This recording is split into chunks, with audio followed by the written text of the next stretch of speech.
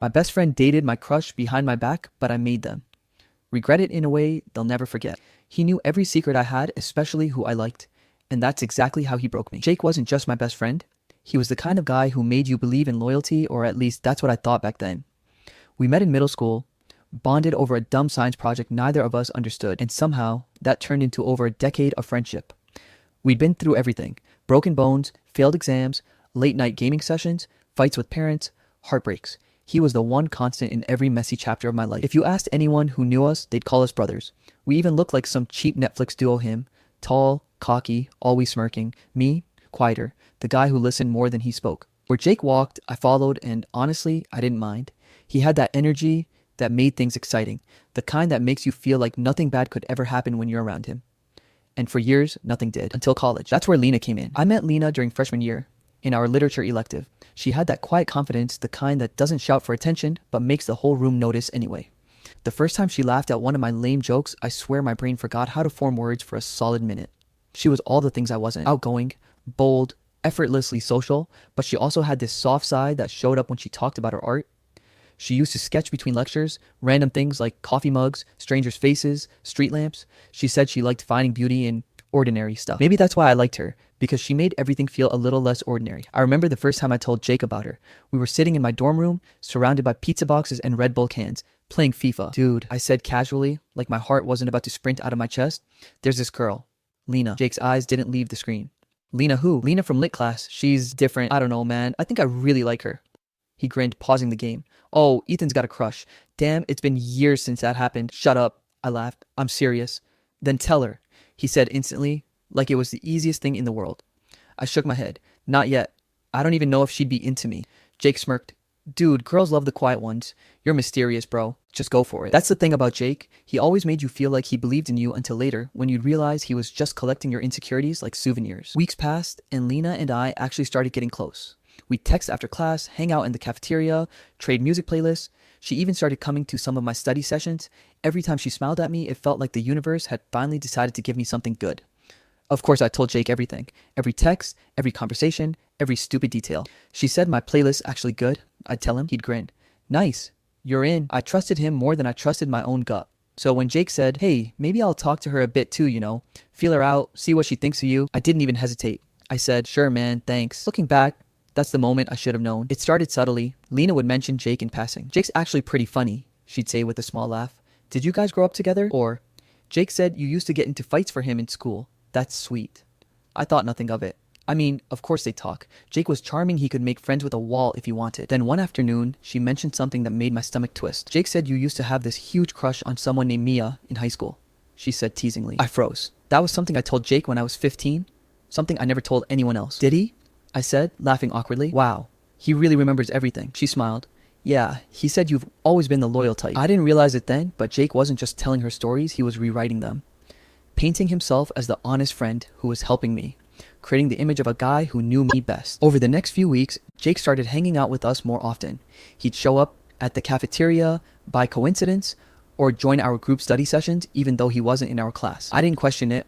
Why would I? He was my best friend. But the vibe started to shift. Lena began acting weird. She'd cancel plans last minute, take longer to reply. When I'd ask what was wrong, she'd say, nothing, just busy. Meanwhile, Jake started disappearing at odd hours. When I asked what he was up to, he'd just smirk. Just chilling. Don't overthink, man. Then one day, a mutual friend mentioned casually, hey, saw Jake and Lena at that new cafe yesterday. You guys hanging out? My brain short-circuited. Oh, yeah, I lied. They were just checking out the place for me. The friend nodded, unaware of the small crack that had just formed inside me. That night, I texted Jake. Me. Hey, were you with Lena today? Jake. Yeah, bro. Just bumped into her on campus. We grabbed coffee. Chill. Me. Oh, cool. Jake. You're getting close, man. She totally likes you. I stared at the screen for a long time. It felt wrong, but I convinced myself I was just paranoid. Because that's what trust does. It blinds you. A week later, Lena stopped showing up to our study sessions altogether. Sorry, Ethan. She texted one evening. Just been swamped lately. Rain check? I told her it was fine. That I understood. But my gut screamed otherwise. The next day, Jake came over with his usual grin and said, bro, you should totally tell her now. Just do it.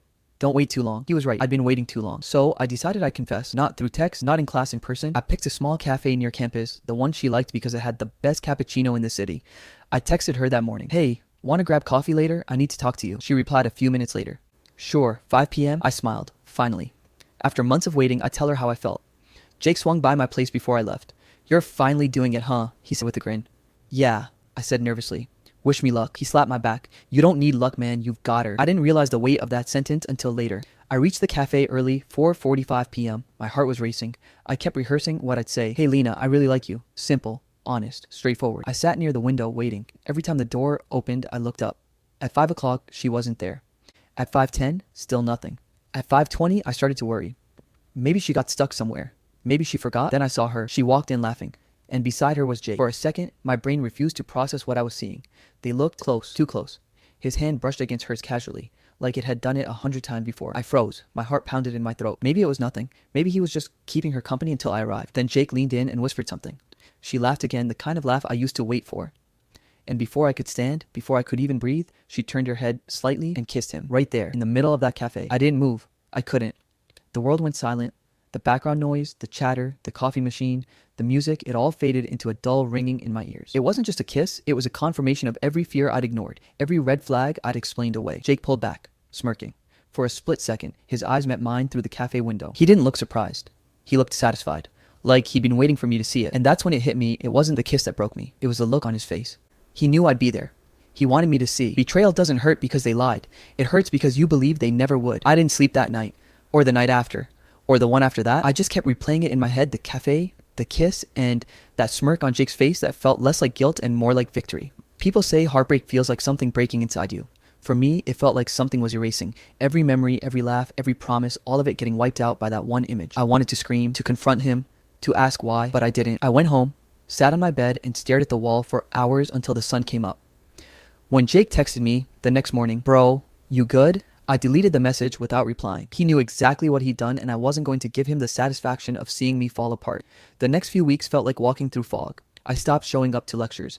My friends tried to reach out, but I ignored them. Food didn't taste like anything. Music, the same playlists Lena once said were perfect, felt unbearable. Every corner of campus reminded me of something. The bench where she once sat sketching, the hallway where Jake and I used to joke about professors, the cafe which I avoided like a graveyard. I kept waiting for one of them to reach out, for Jake to at least apologize, but he didn't. Instead, 2 weeks later, I saw them together, walking across campus, hand in hand, like nothing had ever happened. My stomach twisted. Jake saw me, smirked. Lena looked away. I turned and walked the other way before they could say a word. Rumors spread fast, they always do. By the end of the week, everyone knew. Jake and Lena are together now. Didn't she used to talk to Ethan? Yeah, I heard they were close. Man, that's cold. Every whisper felt like a knife. The humiliation was worse than the heartbreak, because people weren't pitting me, they were entertained. Jake's charm didn't help. He played it off like everything was natural. It just happened, man, he told people. Ethan's fine, he's chill. He said it enough times that people started believing it, but I wasn't fine. I was barely functioning. One afternoon, Lena showed up at my dorm. I almost didn't open the door, but she kept knocking, whispering my name like it still meant something. When I finally did, she stood there, looking small. Her eyes were red. "Can we talk?" she asked softly. I crossed my arms. "About what?" "About everything." I didn't say anything, but I stepped aside. She sat on the edge of my bed, fidgeting with her hands. "I didn't mean for it to happen like that," she said. "Jake and I it just happened. We didn't plan it." I laughed. It came out bitter. "You didn't plan it?" "Lena, he's my best friend." "I know," she whispered. "He made me feel wanted. You were always so careful, so patient. And I thought, maybe you didn't really what? Like you?" She looked at me, eyes filling with tears. "I messed up. I know that, but I didn't want to hurt you." "Then why did you?" She didn't have an answer, just silence. I shook my head. "You should go. Ethan, please, go." When she left, I sat there in the dark for hours, trying to understand how someone could ruin you and still look at you like you were the one who didn't understand. Jake, of course, pretended nothing had happened. He still hung out with our group like he hadn't blown everything up. If I was around, he'd act casual like we were fine, like we were still brothers. "Hey man," he'd say, "you good? You've been quiet lately." I wanted to punch him every time he said it, but I didn't, because anger felt easier than grief. One night, a few months later, I was walking past the quad when I heard his voice. Jake's. He was sitting with 2 guys from our class, laughing loudly. I might have kept walking until I heard my name. "Ethan, dude was never gonna get the girl," Jake said. "He's too slow, too soft. I mean, someone had to make a move." They laughed. "Lena's cool though," one of them said. Jake grinned. "Yeah, she's easy to please if you know what you're doing." I froze. Every nerve in my body went cold. He didn't love her. He didn't care. It was never about her. It was about winning. About proving he could take what was mine and feel proud of it. I turned and walked away before I did something I'd regret. But in that moment, something inside me shifted. I stopped feeling hurt and started feeling done. I stopped talking to both of them, blocked their numbers, ignored their messages. People thought I was being dramatic. "Ethan's bitter," they said. "He needs to move on." They didn't get it. It wasn't about losing a girl.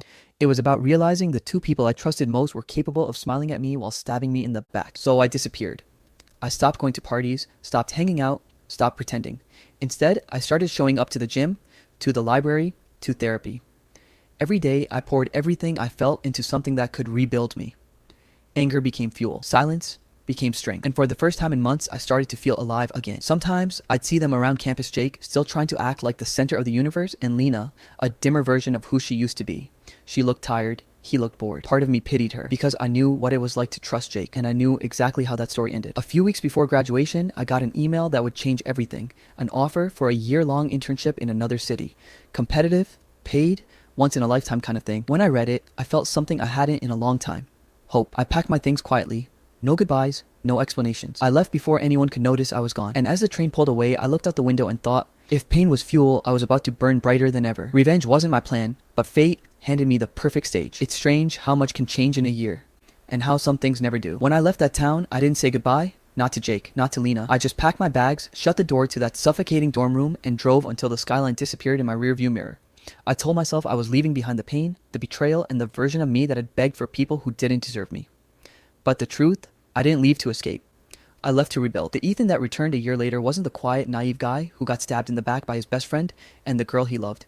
He was sharper, colder, maybe, but also grounded. The kind of grounded that comes from knowing exactly who you are and who isn't worth your energy anymore. When I came back, the campus felt smaller. Maybe because I'd grown. People still recognized me, the guy who used to sketch in the courtyard and sit alone after Jake and Lena became the couple everyone adored. Funny how people forget that admiration fades fast. Jake and Lena were still together.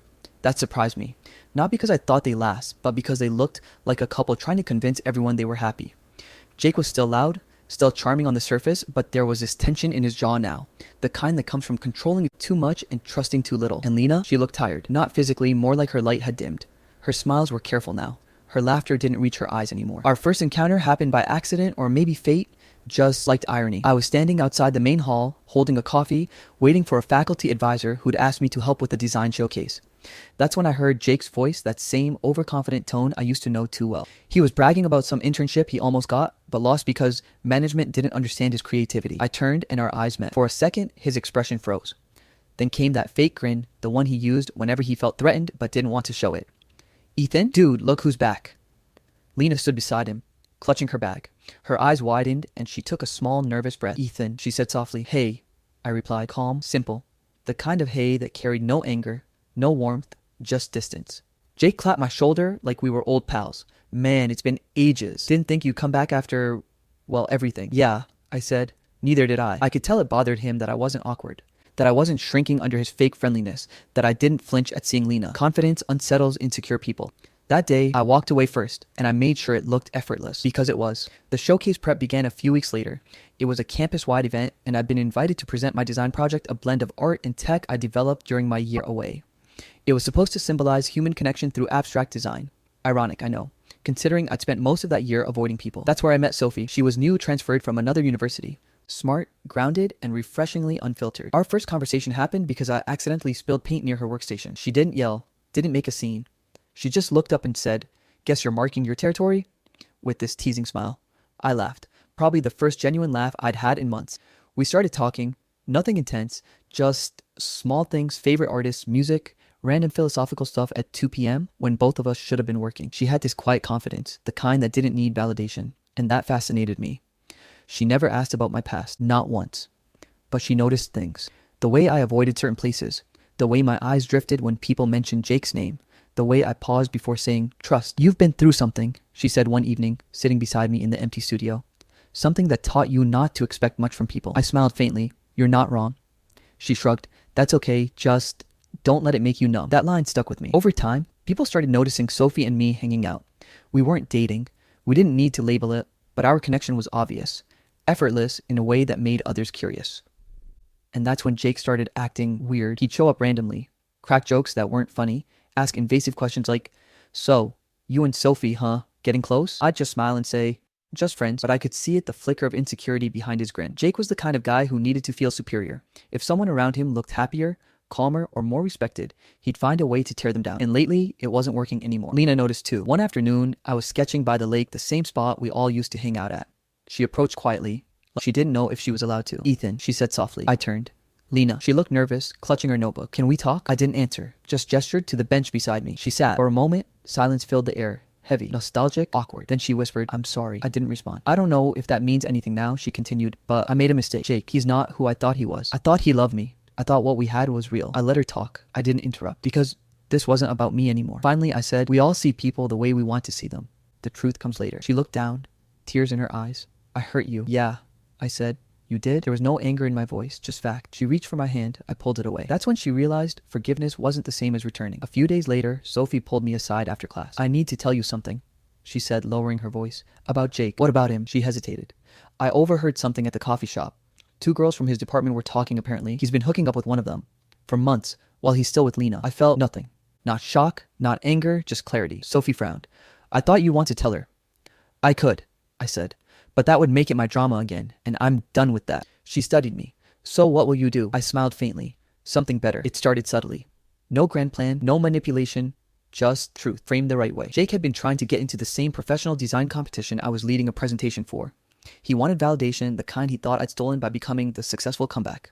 So when he asked if I'd review his proposal, I agreed. I even helped him fix it, polished it, encouraged him. He didn't realize I was also invited to the same panel as a featured speaker. During the presentation, his arrogance took over. He made it about himself, bragging about vision and originality, not realizing his work echoed someone else's, a famous designer's open source concept. The judges noticed. And when it was my turn, I didn't gloat. I just presented my project simple, honest, meaningful. When it ended, the applause was quiet at first, then it grew. Out of the corner of my eye, I saw Jake's face pale. Lena's eyes flicked between us, realization dawning. It wasn't about revenge anymore. It was about truth revealing itself. Afterward, people surrounded me, congratulating, complimenting, asking about my work. And through the crowd, I saw her, Lena, standing alone, watching. When everyone left, she approached me again. "You are amazing," she whispered. "Thanks." Her eyes glistened. "I saw the way he looked at you, the way he crumbled. I didn't know he was cheating on me." I looked at her gently. "Now you do." She took a deep breath, trembling. "You could have humiliated him. You didn't." "I didn't need to," I said quietly. "He did it himself." She nodded slowly, tears sliding down her cheeks. "I'm sorry, Ethan." "I know," I said. "But you need to forgive yourself now, not me." Then I walked away towards Sophie, who was waiting near the exit. Sophie smiled softly. "You okay?" "Yeah," I said. "I think I finally am." The night ended with the award announcement. I didn't win first place. I didn't need to. But when the spotlight hit the stage and I looked out at the faces, Jake's fury, Lena's heartbreak, Sophie's quiet pride, I realized something. I'd spent so long chasing closure like it was something external. But closure isn't given. It's created in the quiet choices, the moments you decide to rise instead of react. I didn't destroy them. I didn't have to. I just let the truth speak. And the silence afterward was louder than any revenge. When they finally said sorry, I realized I'd stopped needing it long ago. I used to replay the moment they betrayed me, every word, every look, every lie, like a movie stuck on loop. But now, it feels like a film I once watched years ago, blurry around the edges, distant and no longer worth remembering. The showcase changed everything, not just for me, but for everyone involved. After that night, Jake's shiny mask started to crack fast. He wasn't the golden boy anymore. His reputation tanked when word spread that parts of his presentation had been plagiarized. It didn't help that he'd been bragging for months about revolutionizing the concept. People started whispering. Some laughed behind his back. Others avoided him altogether. And Lena, she found out about the cheating, all of it. Not from me, from Sophie. Yeah, Sophie, calm, kind, brutally honest Sophie. She didn't do it for revenge. She did it because she believed in truth, in helping someone finally break free from a lie. Lena confronted Jake in public in the same cafeteria where, a year ago, they'd first flaunted their relationship. I wasn't there to watch it. I didn't need to be, but word spread. She threw her coffee at him, someone told me later. She said, "You made me hate the only person who actually cared about me." I didn't smile when I heard it. Not out of pride, not even satisfaction, just peace. Because it wasn't my battle anymore. The next few weeks passed quietly. I focused on work, my internship project, and spending time with Sophie. We'd meet at our usual spot in the design lab, her with her messy sketchbook, me with my laptop and a cup of black coffee. She had this way of grounding me. No drama, no expectations, just presence. Sometimes we'd talk for hours. Other times, we'd just sit in silence. I used to think connection came from big gestures. Turns out, it's built in the small, quiet moments, the comfort of someone just being there. One evening, I got a message from Lena. "Can we meet? Just once. I owe you that." I stared at the text for a long time. The old me would have hesitated, overthought, built entire scenarios in my head. The new me, I just replied, "Sure." We met at the park near campus, the same one where we'd hung out as a trio years ago, when things were simpler, when laughter came easily. Lena was sitting on the same bench we used to share, her hair tied back, eyes red from crying. When she saw me, she smiled weakly. "You look different." "Time does that," I said, sitting beside her. For a while, neither of us spoke, just the sound of the fountain nearby and the distant hum of students passing by. Then she exhaled. I deserve every ounce of karma that came my way. I looked at her. You don't have to say that. Yes, I do, she said, voice trembling. You were the one person who actually cared, genuinely cared. And I threw that away because I wanted excitement, attention, something Jake made me believe I needed. I thought you'd always be there waiting. Her eyes filled with tears. I was wrong. I didn't interrupt her. I let her talk. Sometimes people don't need forgiveness. They need to hear themselves admit the truth out loud. I thought he was confident, she continued, voice cracking. But he was just insecure, controlling. He lied, cheated, made me doubt myself. I kept pretending everything was fine because I didn't want to admit I'd made the biggest mistake of my life. Silence. Then she looked at me, eyes full of pain, regret, honesty. I'm sorry, Ethan. Not just for cheating, for destroying your trust, for making you question your worth, for being a coward. You didn't deserve that. I took a deep breath. For a long time, I'd imagined this moment, the apology, the regret, the tears. I thought it would feel like victory, like closure, but it didn't. It just felt light, because somewhere along the way, I'd already let go. I appreciate it, I said softly. Really, but you don't owe me an apology anymore. You owe yourself forgiveness. She looked confused. You're not angry? I was, I said, for a long time, but I realized something you can't heal if you keep touching the wound. So I stopped. A tear slipped down her cheek. You really changed. I had to. She nodded slowly, staring at her hands. I hope one day someone loves me the way you did. I just wish I hadn't realized it too late. I smiled faintly. We all realized things too late. That was it. No dramatic ending, no emotional goodbye, just two people sitting in the park, quietly accepting the wreckage of what once was. When I stood up to leave, she whispered, "Goodbye, Ethan." I turned back once. "Goodbye, Lena." And just like that, the chapter closed. A week later, I saw Jake. He was sitting alone outside the student cafe, staring at his phone like the world had moved on without him, because it had. When he noticed me, he straightened up, forced a smirk. Well, look who's still pretending to be the good guy. I laughed, not mockingly, just softly. Still pretending to be the victim, huh? He rolled his eyes. You think you're better than me now? No, I said. I think I'm not you. That's enough. He scoffed. You think Lena was innocent? She wanted it. She came to me. You were too slow. Too boring. The same old Jake still trying to win an argument that no longer mattered. I looked at him calmly. You didn't steal her from me, Jake. You just lost yourself trying. For a second, he froze like the words hit deeper than he expected. I didn't stay long after that.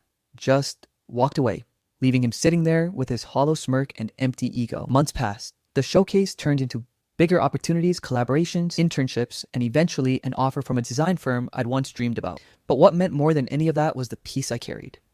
Sophie and I kept growing closer, not because we needed each other, but because we chose to. There's a difference between healing with someone and hiding behind them.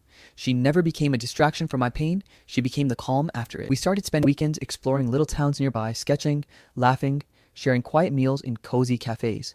She made life feel light again. One night, while we sat watching the sunset from a rooftop cafe, she said, "You ever think about them?" I knew what she meant. Sometimes, I admitted, not because I miss them, just as reminders of who I was, of what I won't be again. She nodded, sipping her drink. That's fair. After a pause, I added, they taught me what betrayal feels like. She turned to me, smiling softly. And what did I teach you? I looked at her, the way her eyes reflected the fading sunlight. The way she smiled like peace wasn't something she chased, but something she carried. You taught me what peace feels like. She laughed gently. So, which one did you choose? I smiled. Peace, every time. Sometimes, when I walk through campus, I catch glimpses of the past, the bench where Lena and I first talked, the hallway where Jake and I used to joke around before class, the lake where I'd sit alone trying to make sense of everything. It all feels like a different lifetime now. People still gossip. They still whisper stories twisted by perspective. Some think I got revenge. Some say karma did it for me. But honestly, I just learned that life has a way of balancing itself out. You don't have to force it. If you're reading this, if you've ever been betrayed by someone you loved or trusted, let me tell you something. You don't need to destroy them. You don't need to prove your worth. You just need to rise quietly, steadily, until their memory no longer stings. Forgiveness isn't for them. It's for you. Because the day they finally say sorry, you'll realize something powerful. You stopped needing it long before they ever said it. They taught me what betrayal feels like. She taught me what peace feels like. And between the two, I chose peace. All right, that's it for today. I hope you enjoyed the story. We have so many more amazing stories coming your way. So make sure you hit that subscribe button. Our goal is to reach 100K subscribers by the end of this year, and we'd love for you to be part of this journey. Thanks for watching, and I'll see you in the next story.